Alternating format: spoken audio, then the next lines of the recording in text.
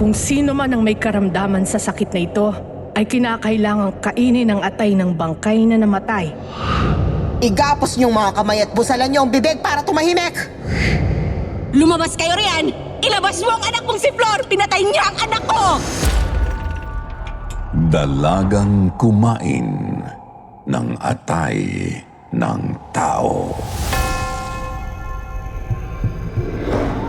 Para sa mga mahilig sa mga kwentong aswang, subaybayan ang aming bagong channel, Sitio Pangil. Pasukin ang nakakakilabot na mundo ng mga aswang. Like and subscribe. Sitio Pangil.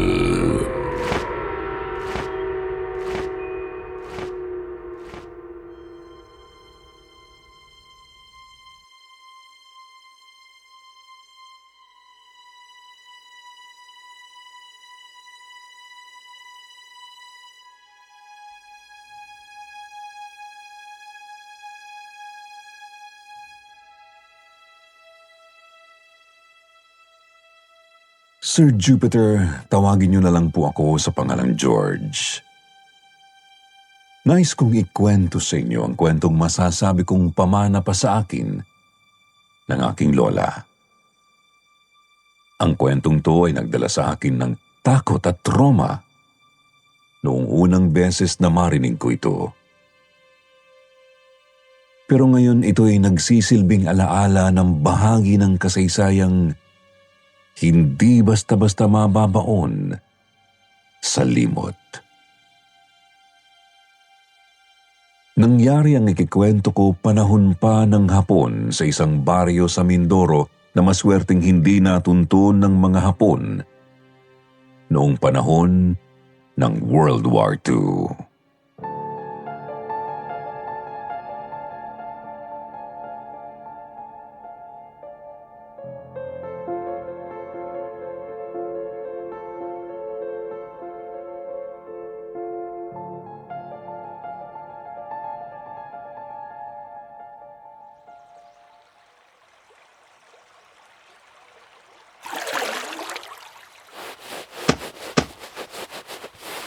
Kapag nakapag-asawa ang aking anak na si Esmeralda ng makisig at matipunong Amerikano, tsak gaganda ang buhay niya. Di ko iniisip yan para sa anak kong si Flor. Dahil sa mga banyaga, kaya tayo'y natatakot at nagtatago, hindi ba? Eh bakit natin ipagkakanulo ang mga anak natin sa kamay ng mga banyaga at mananakop? Kakampi natin ang mga Amerikano. Mga Hapon ang kalaban. Sa gyera, oo. Pero sa mundong to, mga sarili lang natin ang makakampi natin. Huwag kang magpapabulag sa binibigay sa iyong ginto kung ninakaw lamang to sa'yo. Masyado nang lumalalim ang usapan natin. Sandali lamang, Rosa. Ano nang palang balita sa anak mong si Flor? Hindi ba ang sabi mo sa akin? Pinag-aaral siya ng dati mong amo nang mamasukan ka bilang katulong sa Maynila. Wala pa akong natatanggap na sulat. Nag-aalala na nga ako eh. Sana, mabuti ang kanyang kalagayan sa kanyang pag-aaral ng medisina sa Maynila. Nako, sigurado ako na uuwi dito yun na isang ng doktora nang sa ganun madali nang gumaling sa sakit ang mga tao dito sa baryo. Magbilang anghel ka, Leticia. Nay! Nay! Oh, Ben. Hingal na hingal ka. Anong nangyari sa'yo? Si Ate Flor umuwi na! Totoo ba yan? Opo! Oh, hindi ba't nagdilang anghel ako? Ganun na ba kadali pag-aralan ng medisina para umuwi siya kaagad?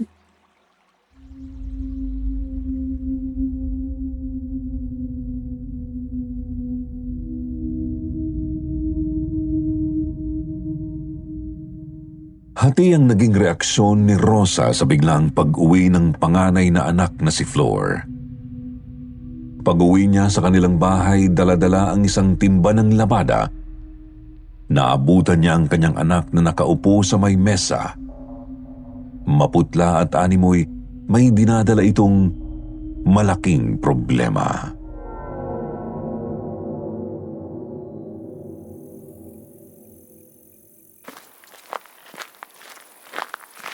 Flor! Inay, Hindi ko inaasahang uuwi ka kaagad. Hindi ka man lang nagliham. patawad po, Inay. Nawalan ako ng oras para balitaan kayo. Ano ho? Kumusta ka? Anong dahilan ng maaga mong pag-uwi? Pinauwi na muna ho ako ni Dr. Emmanuel. Bakit? May nagawa ka bang pagkakamali? Wala po, Inay. Pero hindi ko pa kayang ipagpatuloy ang pag-aaral ko sa ngayon eh. Nanghihina ang katawan ko. May karamdaman ka? Ano ito? Hindi naman ho seryoso. Gagaling din ako pag mas nakapagpahinga ako. Kaya ayos lang po ba, Inay, na lumagi muna ako dito kahit isang buwan lamang? Siyempre naman. Gagaling ka rito. Iahanda kita ng mga gamot na kailangan mo. Salamat po, Inay. Ate, dito ka na ba lagi? Hindi ka naaalis? Kailangan ko pa rin mag-aral, Ben. Pero may magandang balita ako sa'yo. Mas matagal na tayo magkakasama ngayon. Talaga ate? Mas gusto ko pag nandito ka. Para di na nalulungkot at mag-aalala si inay. Ako rin.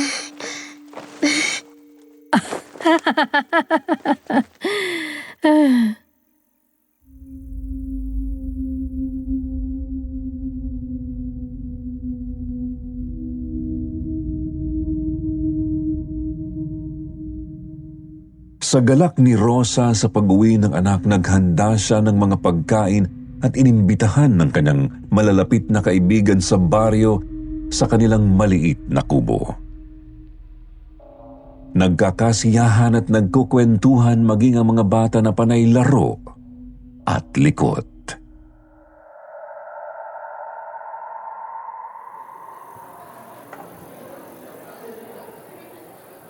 Tara, habol-habulan tayo. Sige! Sali ako. Basta, ikaw taya, Isabel. Sige! Habol! Sandali lang, Berto! Sandali! Habulin mo kami! Oh, mag-ingat kayo dyan at makamada pa kayo. Ang lilikot ng mga bata. Di baling malikot. Tatanda rin sila at maninibago tayo. Napakabilis ng pag-ikot ng panahon. Tama ka riyan. Ang anak ko ang sa Esmeralda, gustong-gusto na rin magpunta ng Maynila katulad ni Flor. Dalaga na siya pero masyadong malaki ang Maynila para sa kanya. Natatakot pa ako sa pwedeng sapitin niya doon. Liban na lamang kung makakatagpo siya ng mayamang Amerikano. Kung ako sa'yo, hayaan mo na si Esme.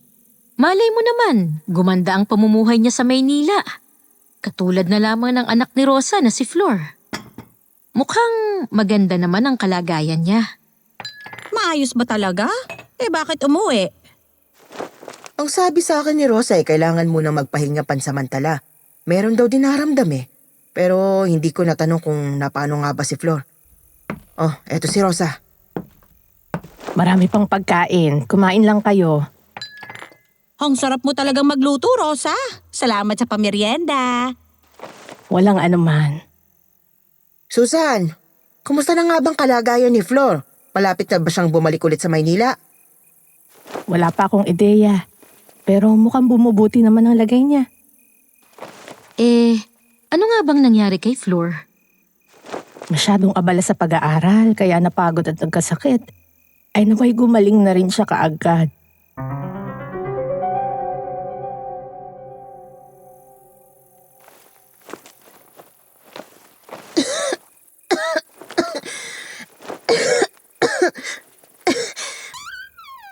Flor, bakit ka nagtatago sa kwarto mo? Bakit hindi ka magmerienda sa labas? Esme, salamat at nakadalo ka. Kumain ka na ba? Oo, ang sarap ng mga pagkaing ihinanda ni Aling Rosa. Kumusta naman ang pag-aaral mo sa Maynila? Maayos naman, Esme. Balita ko. Balak mo rin daw pumunta. Ayos ka lang ba? Mukhang masama ang kalagayan mo ah. Ayos lang ako, Esme. Huwag mo akong alalahanin. Sana maging mas mabuti na ang lagay mo para makasabay ako sa'yo papuntang Maynila. Gusto ko rin sanang makapag-aral. Pero ang gusto ng nanay ko, makapangasawa ako ng mayamang Amerikano. Gusto ko sanang maging guro eh. Tuparin mo kung anong gusto mo, Esme. At maging tapat ka sa mga magulang mo. Sigurado akong matatanggap nila kung anong piliin mong landas. Sana nga, Flor.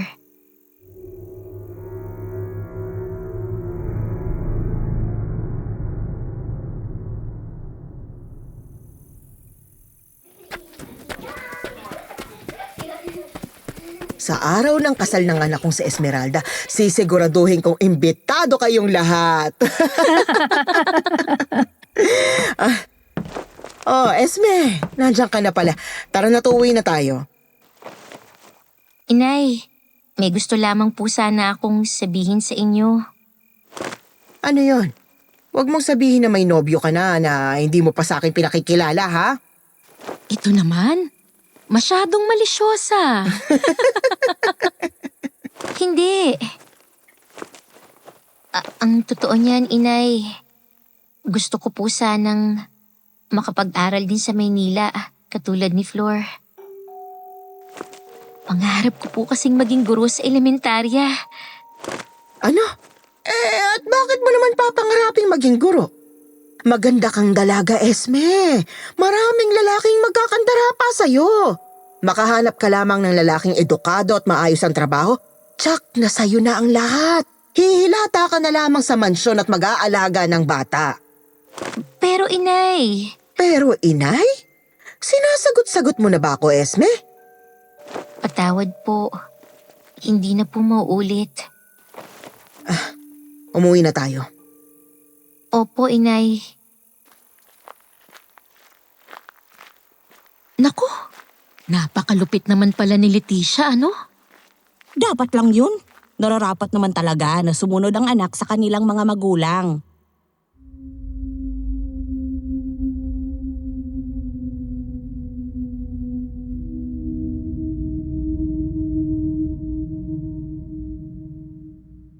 Masaya sana ang araw na yun para sa munting pamilya ni Rosa. Pero nang lumalim ang gabi, 2 anak niya ang kailangan niyang alagaan dahil sa lumalalang karamdaman.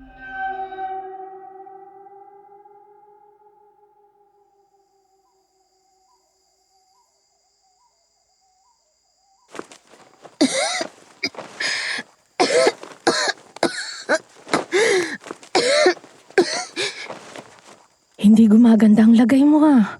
Mukhang hindi simple ang karamdaman mo, Flor. Inay! Inay! O Ben, bakit? Hindi po magandang pakiramdam ko. Diyos ko, anong nangyari sa'yo? Malayo pang manggagamot dito. Paano ko kayo mapapatignan?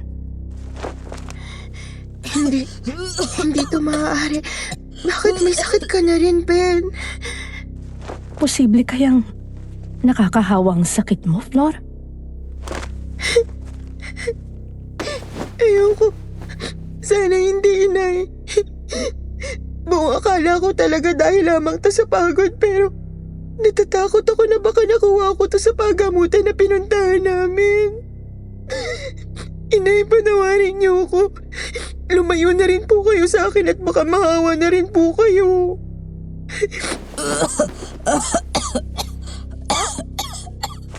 Inay, masama talaga ang pakiramdam ko.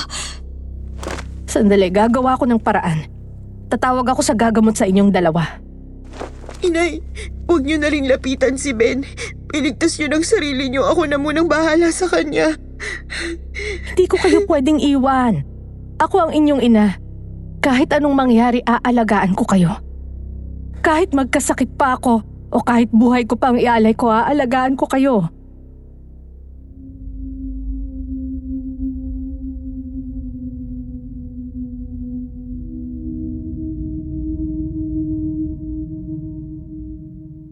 Tinupad ni Rosa ang mga sinabi niya. Labis niyang inalagaan ang mga anak niya na may nakakahawang sakit. Ilang baryo din ang kanyang mga pinuntahan at nilakad kahit milya-milya ang layo. Makahanap lang ng manggagamot para sa mga anak. Pero dahil sa kanyang limitadong galaw, nabigo siyang makahanap ng manggagamot na tutulong sa kanya. Muli niyang inalala ang kaalaman sa panggagamot at paggamit ng mga herbal na gamot mula pa sa kanyang yumaong ina. Pero wala itong nagawa upang tuluyang mawala ang karamdaman ng kanyang dalawang anak. Hanggang isang araw, dumarami na ang mga nahawaan sa kanilang lugar.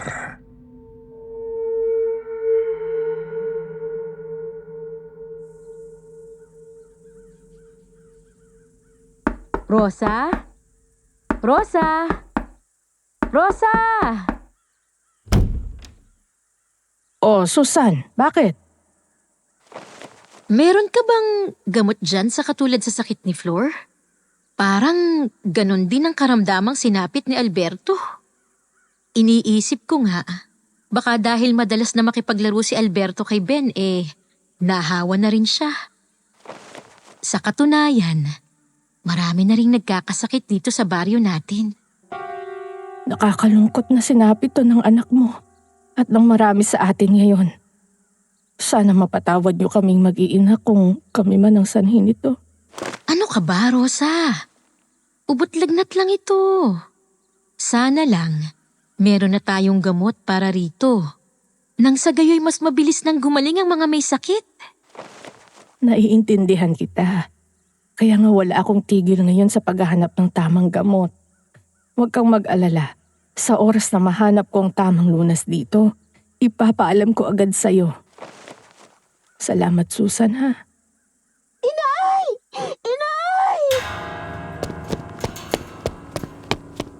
Bakit, Flor? Si Ben! Hindi na siya humihinga, inay! Ano? Hey, Diyos ko! Nakamamatay pa lang, sakit na yan! Mga kapitbahay! Patay na ang anak ni Rosa! Nakamamatay pa lang, sakit na yan! Ano daw? Ay, Diyos ko! Ay, naku, Diyos ko, Nakamamatay pala yun. Patawarin niyo po kami sa mga kasalanan namin. Anak! Alberto! O Diyos ko po! Pagalingin niyo po ang anak ko!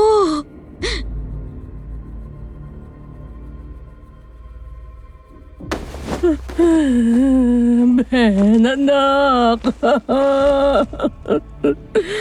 Bakit mo kami iniwan ng ate mo? Nay,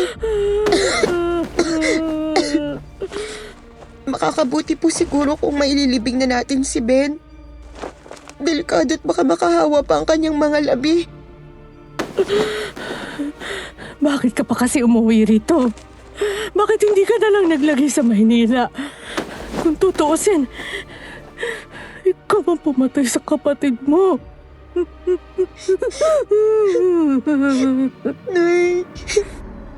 Nay, hindi ko po alam paano ko hihingi ng tawad. Sana ako na lang namatay. Mga anak ko kayo. Wala akong hihilinging masamang mangyari kahit sino man sa inyo. Pero malaking pagsubok ang dinala mo sa baryong ito. Maraming nagkakasakit. Tiyak, tayo ang sisisihin nila sa mga nangyaring ito. Kaya ihanda mo ang sarili mo. Magpakatatag ka.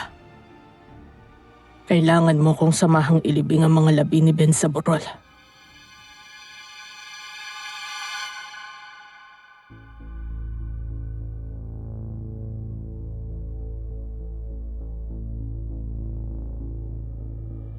Sa burol na may konting distansya sa kanilang bahay, inilibing ni na Rosa at Flor ang mga labi ni Ben. Nagdala ng takot sa baryo ang kamatayan ni Ben. Hindi muna lumalabas ng bahay ang marami at maraming nagugutom dahil dito. Isa rin sa mga tinamaan ng sakit ang anak ni Leticia na si Esmeralda.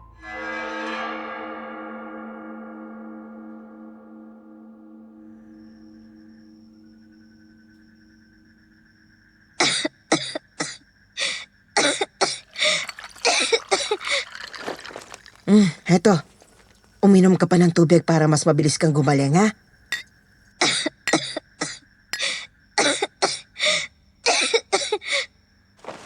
Salamat po. Pinapunta ko na muna ang mga kapatid mo sa liblib na bukid para hindi na sila mahawa. Gumawa ang tatay mo ng kamalig doon. Ang problema nga lang, walang sapat na pagkain. Patawarin niyo po ako, Inay. Na kailangan niyong gawin lahat ng to dahil sa akin. Ay, wala kang kasalanan. Pero kung meron mang dapat sisihin, dapat ang pamilya ni Rosa. Wala silang masamang ginagawa, Inay. Hindi nila sinasadyang magkasakit. Silang nagdulot ng sakit. Kaya oras na may mangyaring masama sa inyong mga anak ko, patawarin na ako ng Panginoon, pero hindi ko na mapapatawad ang pamilya nila. Pero Inay, magkaibigan kayo ni Aling Rosa. Magkaibigan kami simula pa nung bata. Kaya mahirap din para sa akin na sila pa ang dahilan ng kalbaryong ito. Pero kung sino man ang may dahilan ng kamalasang ito, kaibigan man o hindi, dapat na managot.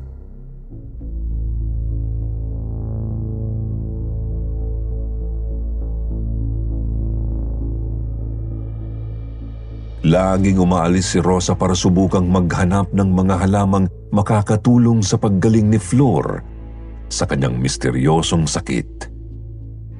Kaya madalas ding naiiwang mag-isa sa bahay si Flor.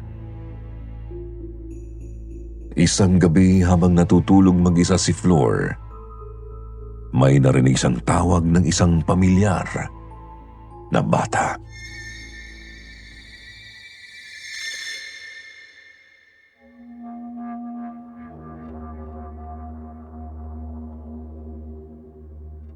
Ate!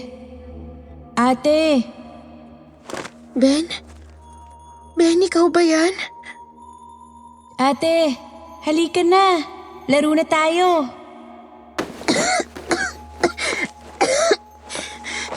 Ben, nasan ka? Hindi kita makita. Ate, tara na! Laro tayo!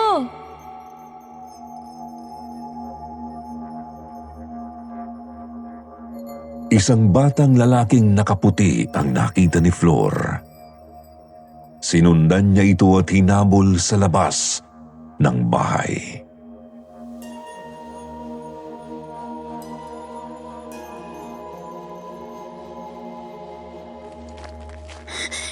Ben! Ben, sandali, Ben! Ate, bilisan mo! Laro na tayo!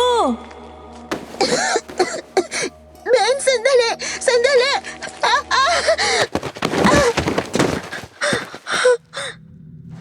Flor! Flor! Anong ginagawa mo? Anong nangyayari sa'yo? Bakit ka kasi tumatakbo? Talagang madadapa ka kasi mahina ka. Anong ginagawa mo dito sa labas? Nay, nakita ko si Ben, Nay. Niyaya niya ako maglaro papunta sa burol, Nay. Nay, puntahan natin si Ben. Tahan na, Flor. Patay ng kapatid mo.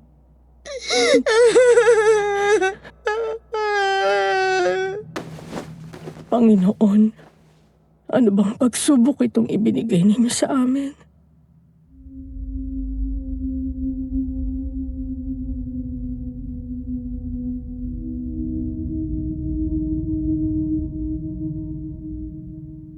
Sa takot na pumanaw rin ang kanyang panganay na anak mula sa sakit, nagdesisyon si Rosa na bisitahin ang dating kaibigan na si Esther. Ilang taon na rin ang nakakalipas matapos ang kanilang huling pagkikita. Matapos na malaman ni Rosa ang pagsasagawa nito ng itim na mahika.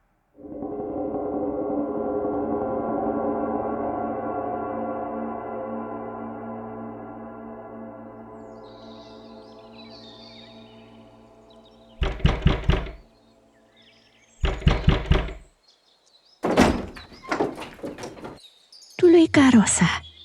Huwag kang matakot. Inaasahan ko na ang iyong pagdating. Esther, patawad sa mga nasabi ko sa iyo noon.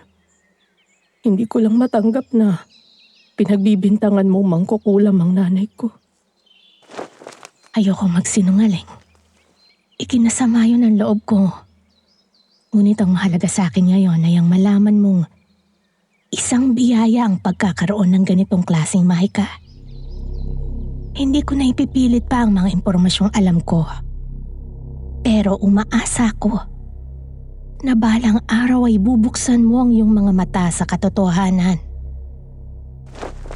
Walang ibang kapangyarihan ang pinagkakatiwalaan ko noon, kundi mula sa Diyos lamang. Kaya hindi ko kayang paniwalaan na isang mangkukulam si Inay Pasing. Pero ngayon, gusto ko nang maniwala sa kulam. Dahil hindi ko na maramdaman ang kapangyarihan ng Diyos. Pinabayaan niya na kami, Esther. Kaya parang awa mo na. Pagalingin mo ang anak ko. Gusto kong malaman mo, Rosa, na naniniwala rin ako sa Diyos. Kung ano man ang kapangyarihang meron ako, ipinagkaloob niya lamang ito sa akin. Kung kaya't kung anumang tulong ang maibibigay ko sa iyo, ay manggagaling din sa Kanya. Matutulungan mo ba ako? Siyempre naman. Parang kapatid na ang turing ko sa iyo, kahit matagal na tayong hindi nagkikita. Nanay mo rin ang nag-ensayo sa akin dahil alam niyang hindi ka pa handa para manahin ang kanyang kaalaman. Sabihin mo sa akin, paano ko maisasalba ang buhay ng anak ko? Hukayin mo ang mga labi ng bunso mong anak mula sa burol na pinaglibingan mo sa kanya. Kunin mo ang kanyang mga atay at ipakain mo sa iyong anak na may malubhang karamdaman.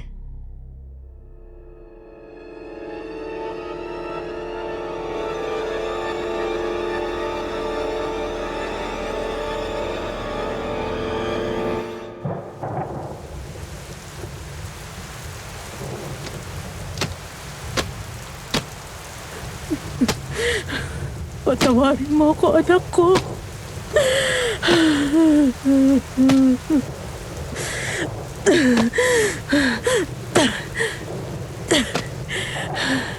Kailangan kong gawin to para sa kapatid mo.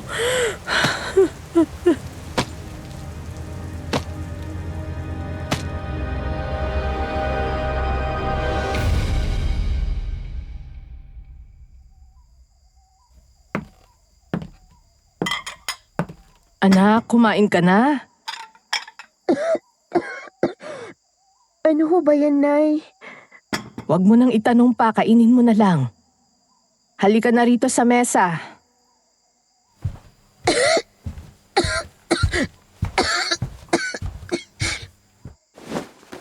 Inay? Atay? Kainin mo na.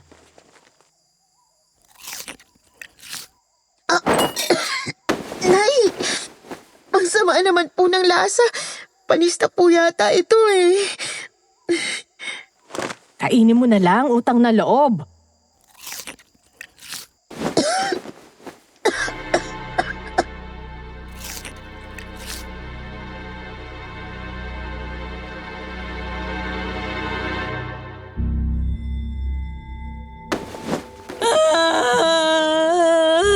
Isabel! Huwag mo namang iwan si nanay, anak. Anak! Tama na yan, Marita. Wala na tayong magagawa. Ipaubayan na natin siya sa Diyos.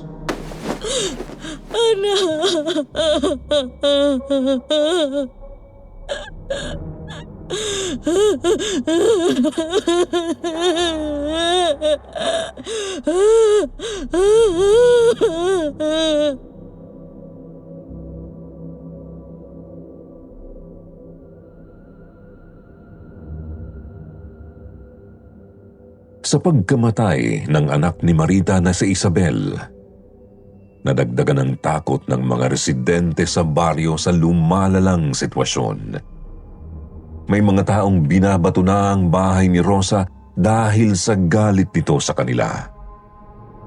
Tinakpan na lamang nila ng mga pandong ng telang kanilang mukha sa takot na sila ay mahawa ng sakit.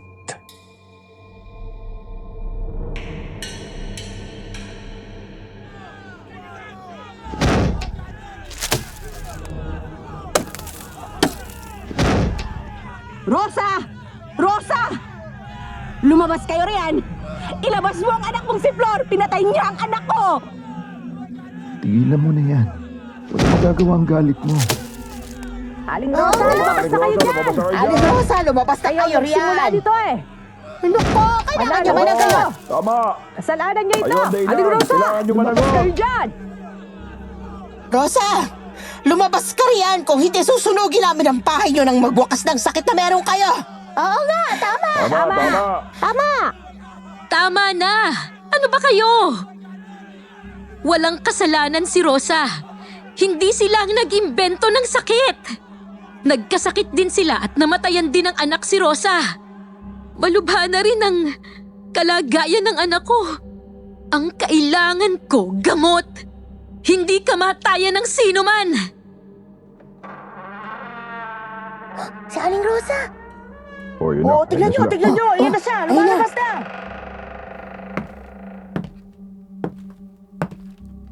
Meron akong alam na makatutulong sa inyong lahat. May gamot na? Ano yun? Ano yun? Ngayon mo lang sinabi kung kailan wala ng anak ko! Rosa, pagpasensyahan mo na ang asawa ko. Nagluluksa lamang siya. Huwag mo akong pakialaman! Rosa, parang awa mo na. Sa ikagagaling ng anak ko at ng lahat ng may sakit ngayon. Sabihin mo kung ano ang lunas sa sakit na ito. Sasabihin ko. Pero binabalaan ko kayo. Hindi magiging madali ang lahat. Sabihin mo na, Rosa! Ano bang hinihintay mo? Ang malagutan ng hininga ang mga anak namin? Kung sino man ang may karamdaman sa sakit na ito, ay kinakailangang kainin ang atay ng bangkay na namatay sa kaparehong sakit. Anong klaseng gamot yan?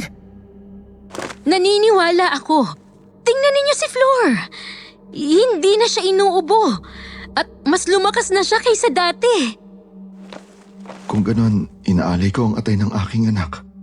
Pagkati-hatian nyo, ipakain nyo sa inyong pamilyang may sakit para sila'y gumaling na. Hindi! Hindi ako makakapayag! Densyo, anak natin si Isabel, hindi siya baboy! Bakit ginagawa mo to sa kanya? Marita, patay na siya. Wala na tayong magagawa para mabuhay siya. Pero dahil sa atay niya, mas marami tayong maililigtas na buhay. Ano pang hinihintay natin? Hukayin na natin ang bangkay! Tara na. Hukayin! Tara na! Tara na! Tayo na! Tayo Mga na! kasama, tara na!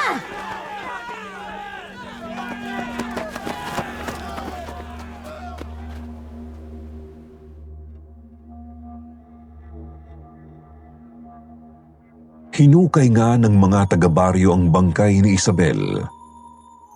Pinaghati-hatian nila ang atay nito at ipinakain sa mga may sakit sa pamilya na karaniwan ay mga bata.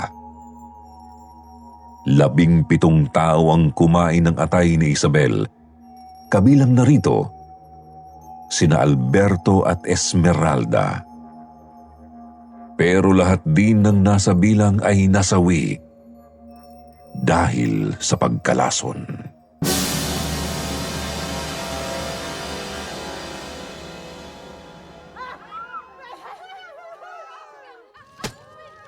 Nakikiramay ako, Leticia. Kahit kailan hindi ko pinangarap na ilibing ang aking anak. Ang anak ko na inaasahan ko mag-aangat sa amin sa hirap ng buhay. Ngayon wala na siya. Wala na rin ang mga pangarap na yun. Naiintindihan kita. Pareho tayong nawalan. Pinaglaruan tayo ni Rosa. Totoo nga ang sabi ng nanay ko dati. Pamilya sila ng mga mangkukulam. At nakita mo ba? Buhay ang anak niyang si Flor. Ang daya kahit ito naman ang nagdala ng sakit sa baryong to. Dapat siya na lang ang namatay. Ang tagal-tagal nating nagtago sa mga Hapon. Sila lang palang papatay sa atin. Kailangan na nating kumilos, Marita. Kailangang magbayad ni Rosa.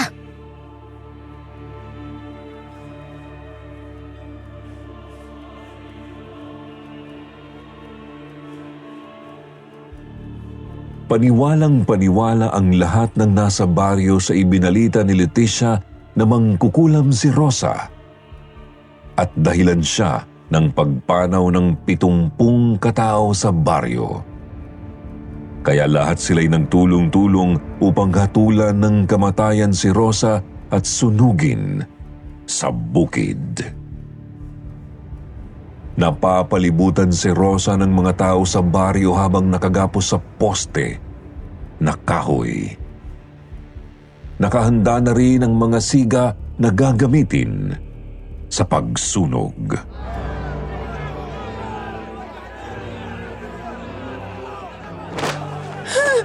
Parang awa niyo na huwag niyong gawin to sa inay ko. Inay, bumaba ka dyan, inay. Mangkukulam ang nanay mo. Oo, makukuha Dapat lang mamatay din siya. Dapat mamatay din siya. Tulad ng pagpatay niya sa anak namin. Oo nga, patayin siya. Dapat lang yan sa kanya. Itigil niyo to. Hindi makukulam ang inay ko.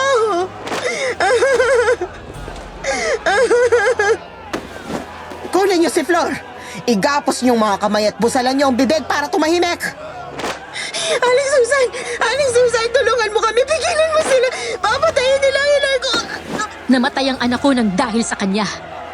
Kailangan ko ng hustisya para sa anak ko!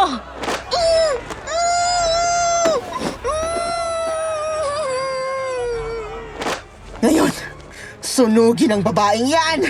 Sunugin ang mangkukulam! Sunugin! Sunugin! Sunugin! Sunugin! Sunugin! Sunugin!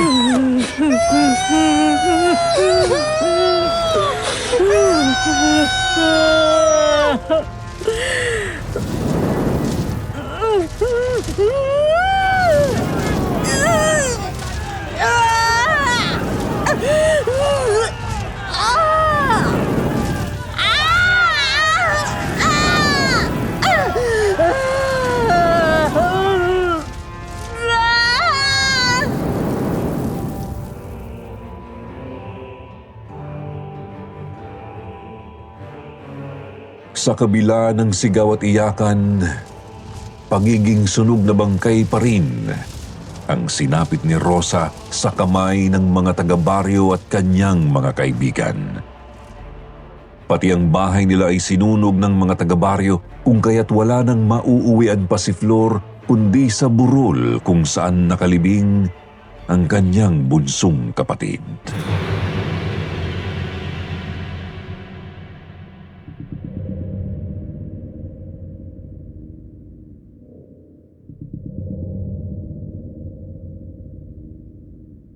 Sa mga puntong yon, nais na lamang ni Flor na samahan ang kanyang kapatid at ina sa kabilang buhay kung kaya't tiniis niya ang uhaw at gutom ng 3 araw.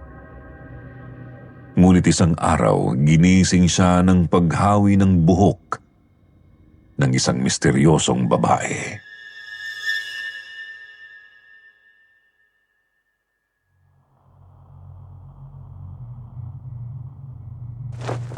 Iha, gising na.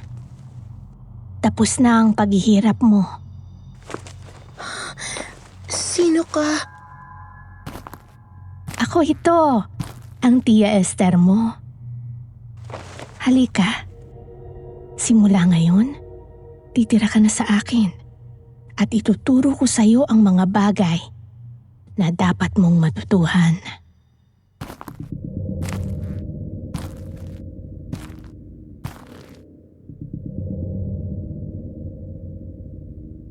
Sumama si Flor kay Esther sa malayong bukid kung saan ito nakatira. Nakita niya ang bahay na puno ng mga itim na disenyong karaniwan ay mga inukit na hayop sa kanyang bahay. Puro din ito kandila at mga makakapal na libro.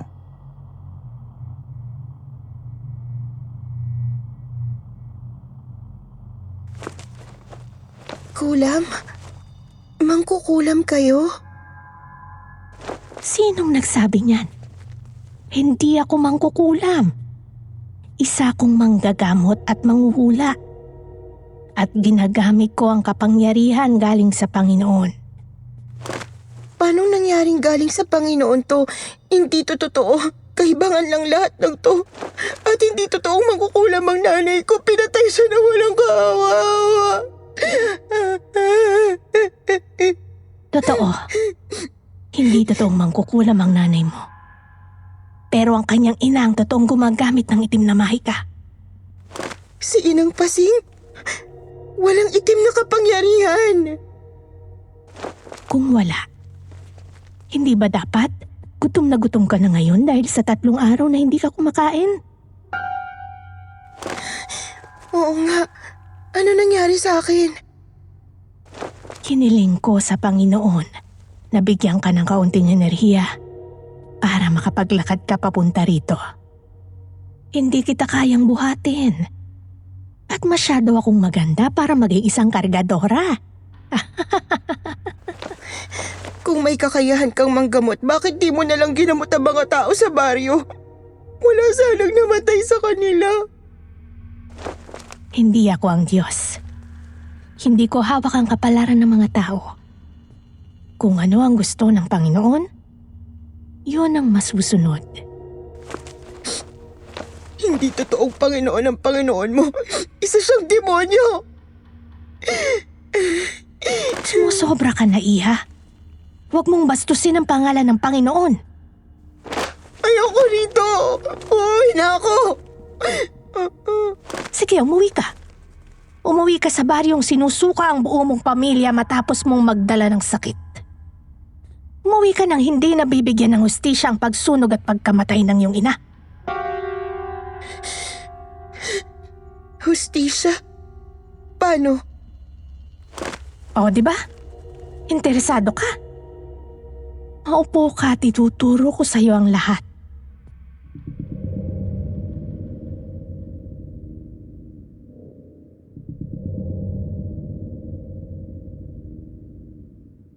Ikinwento ni Esther kay Flor ang kwento ng nanay na mangkukulam ni Rosa.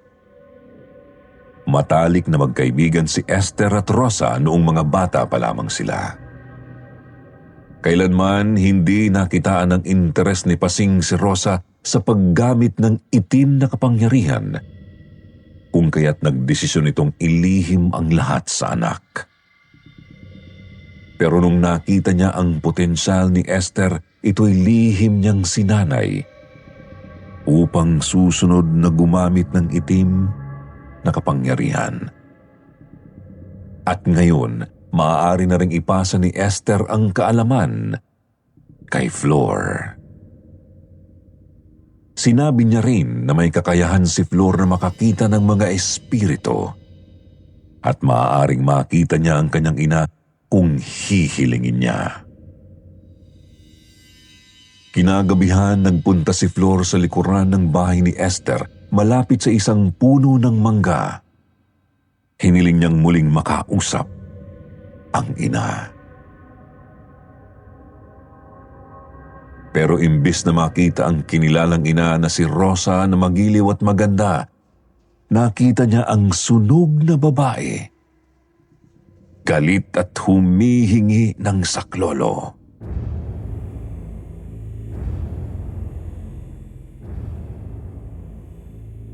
Ipagiganti mo ako, Flor. Ipagiganti mo ako! Patayin mo ang lahat ng gumawa nito sa akin. Patayin mo sila! Ah! Ah! Opo, inay. Ipaghihiganti kita. Pag-aaralan ko kung paano gamitin ang itim na kapangyarihan. Lahat sila magdurusa. Lahat sila matitikman ng impyernong ipararanas ko sa kanila.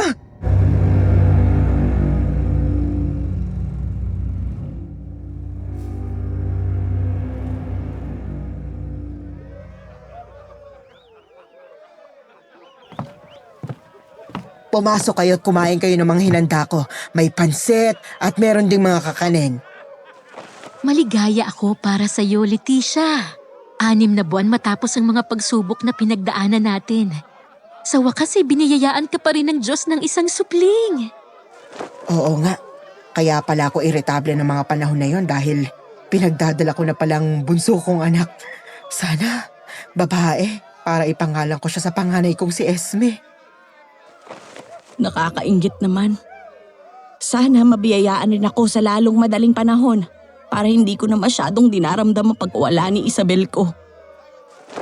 Lahat tayo nawala ng mahal sa buhay. At kahit ilang anak pa ang ibigay sa atin, hindi nito mababago ang katotohanang wala na sila sa atin. Naku, sana nga Marita, pagpalain ka ng Panginoon na mabiyayaan ka pa rin ng anak. Ako, nakikita ko na itong bunso kong anak, siyang mag-aahon sa amin sa kahirapan. Kaya sana maging itong babae. Meron pa akong 2 lalaki pero siguradong magtatanim lang yun ng palay. Sobra ka naman. Ay, biro lang. O siya, kumain na kayo sa may kusina. Oh, bakit, Leticia? Ang tiyan ko, sumasakit. Humiga ka muna dito. Aalalayan ka namin. Nasaan ang asawa mo? Arturo! Manganganak ka na ba, Leticia? May tumutulo. Ay, may tumutulo. May tumutulo. Leticia, pumutok na ang panubigan mo. Ano nangyayari dyan? Ang asawa mo manganganak na! Hindi pwede. 6 na buwan pa lamang siya nagdadalang tao. Wala nang oras. Ilabas na natin ang bata. Buhatin niyo si Leticia papunta sa kwarto. Bilis!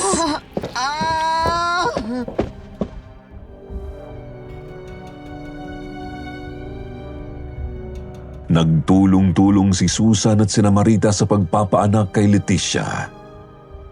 Hindi kumikibo ang bata. At laking gulat nila sa nakita. Nakita nila ang patay na bata.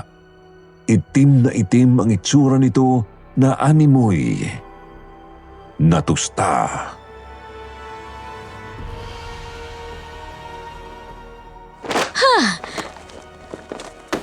Ano yan? Ano nangyari sa anak namin ni Leticia? Anong nangyari sa anak ko? Patawad, Leticia. Pero patay na ang anak mo. At sunog siya. Sunog ang anak mo. Diyos ko, ano nangyari dyan? Ano nangyari sa anak natin, Leticia? Gusto ko siya makita. Iabot niyo siya sa akin. Ito siya.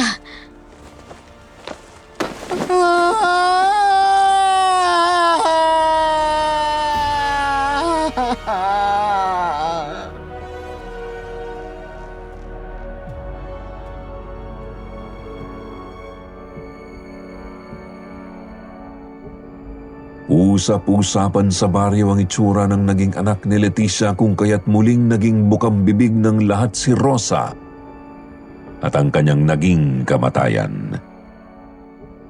Muling nagtago ang pamilya ni Leticia sa kanilang kamalig sa bukid.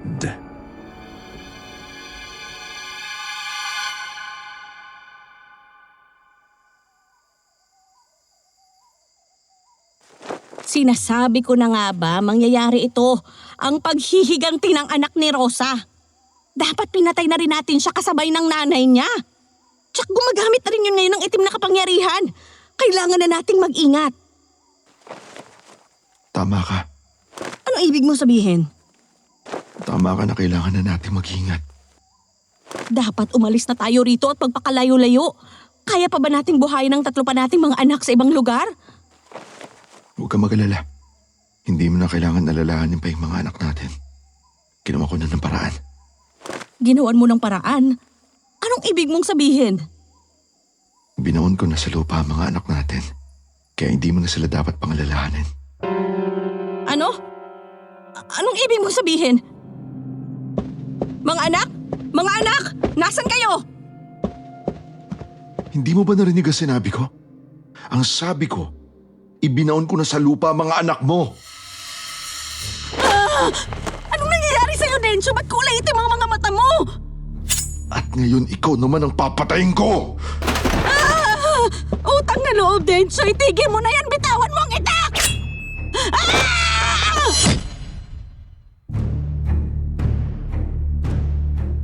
Gamit ang itak, humiwalay ang ulo ni Marita sa kanyang katawan at nagpagulong-gulong ito. Kinuha ng nawawala sa sariling si Densyo ang ulo at inilagay sa sako. Niluto niya ito na parang karne ng baboy at ginawang adobo.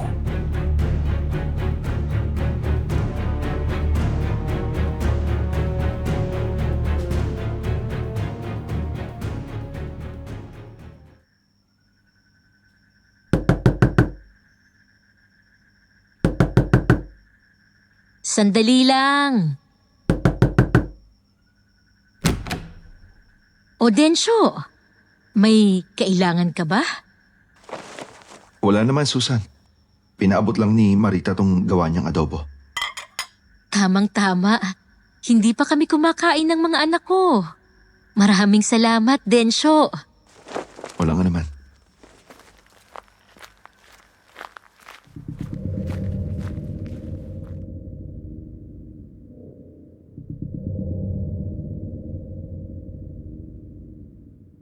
Pinagsaluhan ni na Susan at kanyang 15 taong gulang na anak ang ipinadala sa kanyang adobo.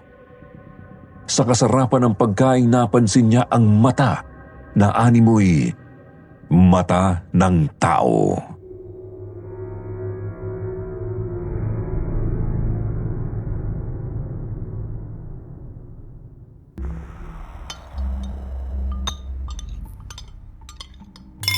Anak, Banong, tigilan mo yan!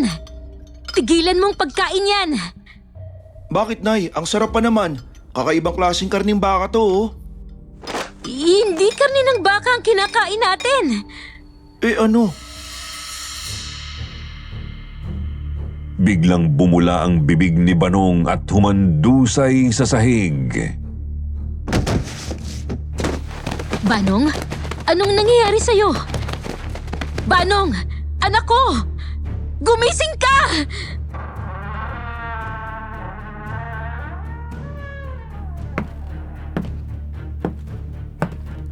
Aling Susan, nagustuhan mo bang adobo? Ikaw? Ikaw! Laking gulat ni Susan nang makita si Flor sa labas ng kanilang bahay habang nakahandusay naman ang katawang walang ulo ni Marita sa kanyang likod. Bakit mo ginagawa ito? Dahil itong hustisyang kailangan ko. Matapos niyong paslangin ang inay ko!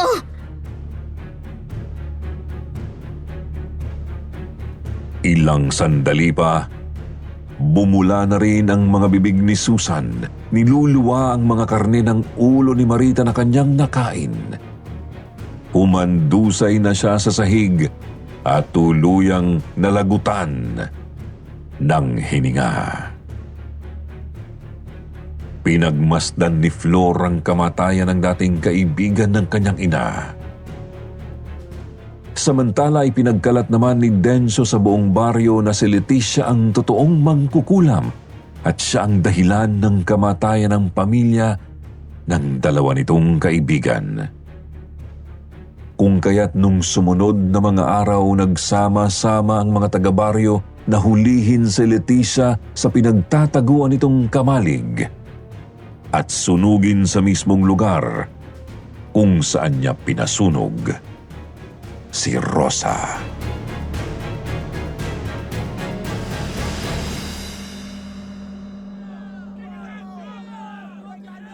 Ano ba? Sinasabi ko sa inyo, hindi ko magagawa ang binibintang nyo. Matalik kong mga kaibigan sina Susan at Marita.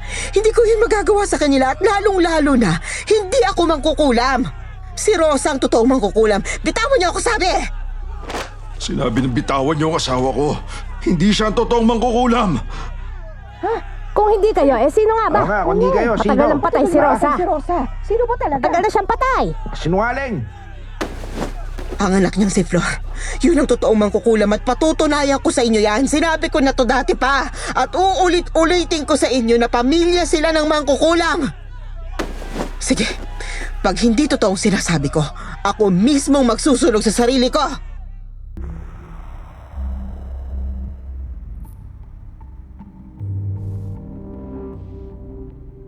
Napaniwala ni Leticia ang mga taga-baryo at pinakawalan nila ito.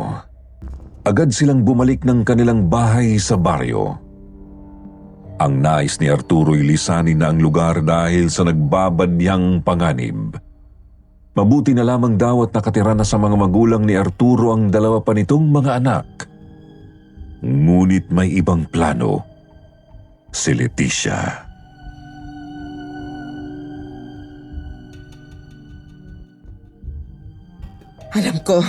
Alam kong si Flor ang may pakana ng lahat ng to. Pero hindi siya magtatagumpay sa mga pinaplano niya. Kung may pagkakataon akong patayin siya, papatayin ko siya. Pinatay niyang mga anak ko kaya sinusumpa ko na kung may matatalo rito, hindi ako yon.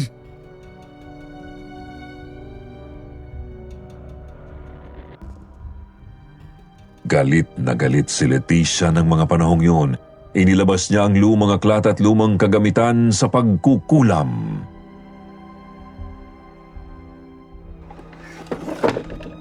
Ano yan? Bakit meron mga ganyan? Mangkukulam ka? Gumagamit din ng itim na kapangyarihan ng mga magulang ko.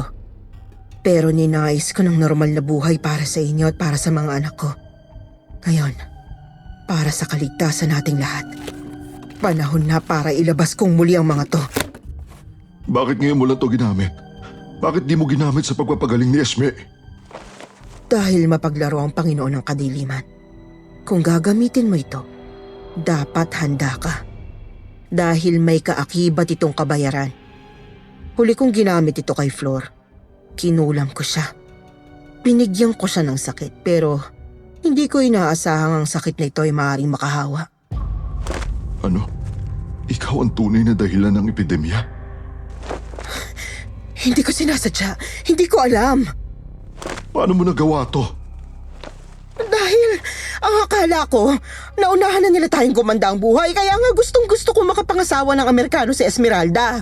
Nang sa ganun, kung ano man ang narating sa buhay ni Flor, malagpasan niya kaagad. Nagawa mo to dahil sa inggit? Hindi ako naiinggit. Ayoko lang silang maging masaya. Ang sahol mo, Leticia. Namatay ang mga anak natin dahil sa'yo. Mangkukulam ka! Mangkukulam ka! Tumahimik ka! Tumahimik ka! Tigilan mo yan! Ayoko! Ayoko sa'yo! Mangkukulam ka! Sinabi lang tigilan mo yan! Alis ako dito. Sasama ko ang mga anak natin. At hindi mo na kami makikitang muli.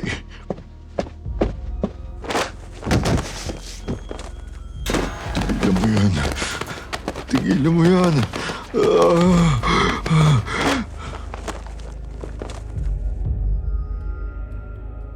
Namilipit sa sakit si Arturo. Nagsuka ito ng daan-daang patay na ibon hanggang sa di na ito nakahinga at namatay.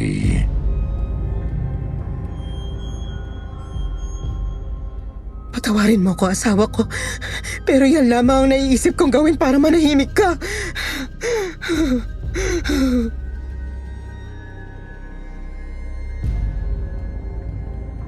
Nakita ni Flor ang pagpatay ni Leticia sa sariling asawa nang pumasok siya sa bahay nito upang maisakatuparan ang kanyang paghihiganti. Ikaw ang tunay namang kukulang. Ikaw dapat ang sinunog doon at hindi ang inay. Hindi ako, kundi ikaw. Dahil sa ngayon, mas marami ng dugo ang mga nasa palad mo kaysa sa akin. Pero ikaw ang nag-umpisa ng lahat, Leticia. Dapat mong pagbayaran lahat ng to. Tapusin na natin to! Inilabas ni Flor ang kanyang itak. Tinawanan lang ito ni Leticia at kinuha niya rin ang kanyang tinatagong matulis na itak.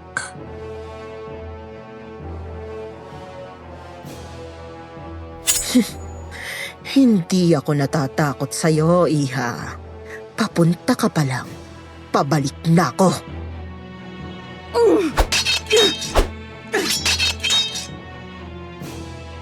Sinubukang tagain ni Flor si Leticia pero mabilis nitong ginawang panangga ang kanyang itak. Mabilis rin na hinampas ni Leticia ang kanyang itak sa kaliwang pisngi ni Flor, dahilan para masugatan ito at pumatak ang mga dugo sa sahig. Ilang sandali pa'y nagpalitan sila ng hampas ng itak hanggang sa mataga ni Flor ang tiyan ni Leticia at nagtamo ng malalim na sugat. Ngunit hindi nagpatinag si Leticia at nataga niya sa braso si Flor. Humandusay ang dalaga sa pader. Dahilan para magkaroon ng pagkakataon si Leticia. Sinaksak niya ang tiyan ni Flor hanggang sa tuluyan itong nanghina. Muling inawit ni Leticia ang kanyang himno. Dumilim ang kapaligiran. Lumakas ang hangin. Nangangayayat na si Flor at namumutla. Sa kabilang banda, naramdaman ni Esther ang nangyayari kay Flor. Kaya nag-alay rin ito ng dasal pangontra kay Leticia. Ilang sandali pa bigla na lamang nagpakita at tumagos sa dingding ang kaluluwa ni Rosa na nag-aapoy. Sumisigaw itong lumapit kay Leticia dahilan ng pagkagulat at paghinto nito sa pag-awit ng kanyang orasyon.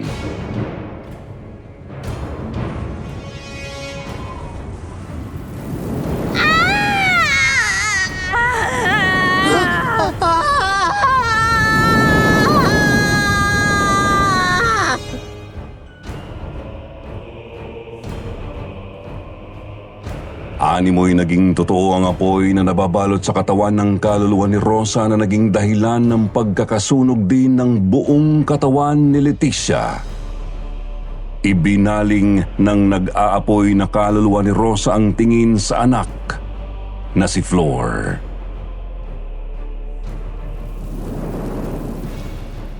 Tapos na, anak.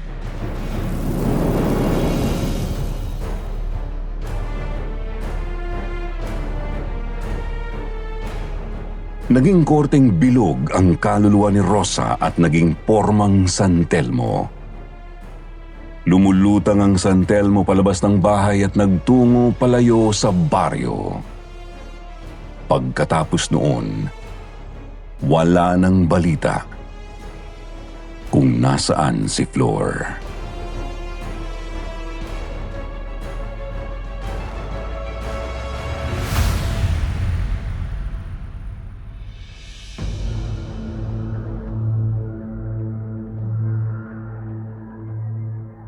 Sinasabi ng marami ayon sa mga kwento-kwento na nakaligtas ito sa kamatayan.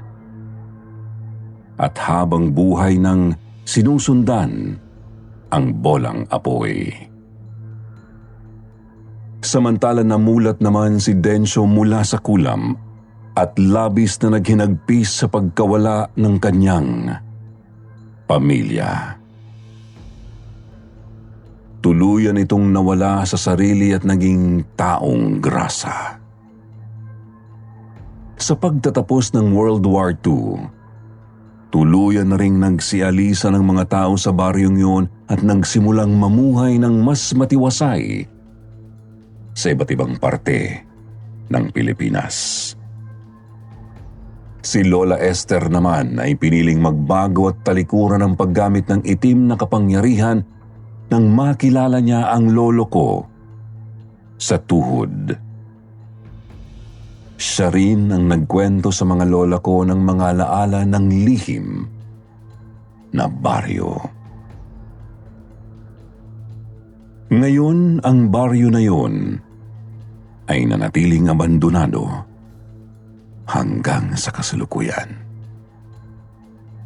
Pero lumipas man ang panahon, mananatili ang kwentong ito sa memorya ng maka-nakarinig. Limutin man ng kasaysayan.